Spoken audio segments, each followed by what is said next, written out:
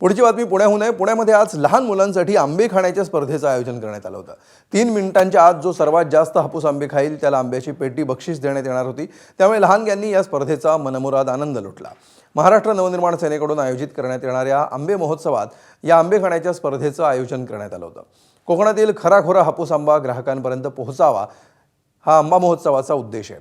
स्पर्धा असावी तर असा सूर या स्पर्धेमध्ये सहभागी असलेल्या मुलांच्या पालकांकडून उमटला। स्पर्धेच्या युगात आज आपण सगळे मेटाकुटीला आलेलो आहोत। मात्र पुण्यात ही एक अशी स्पर्धा आयोजित करण्यात आली आहे जी फक्त आनंद देणारी आहे। अर्थात ही स्पर्धा आहे आंबे खाण्याची।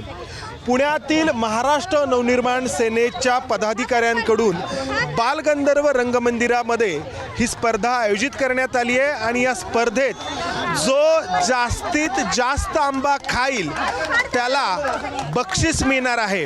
रवी भाऊ, कितवं वर्ष आहे या स्पर्धेचं? या स्पर्धेचं 17वं वर्ष आहे आणि ही स्पर्धा आम्ही मुलांना आनंद मिळण्यासाठी ही स्पर्धा घेत असतो। आपण प्रत्येकाला 3-3 आंबे देतो।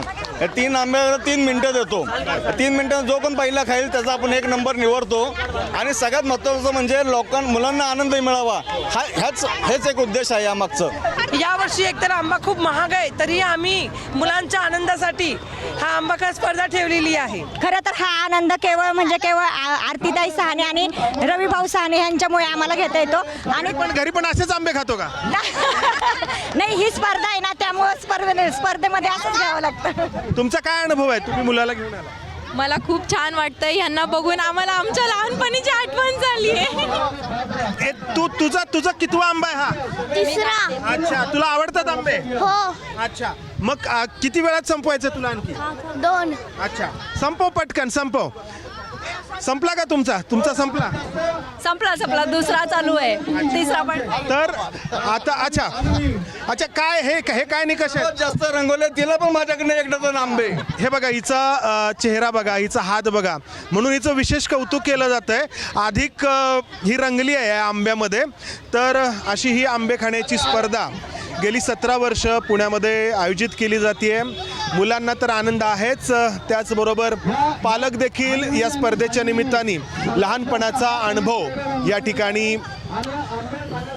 प्राप्त करतायत। मात्र या सगळ्या चिंतांपासून दूर असलेली ही मुलं या स्पर्धेचा आनंद या ठिकाणी साजरा करतायत।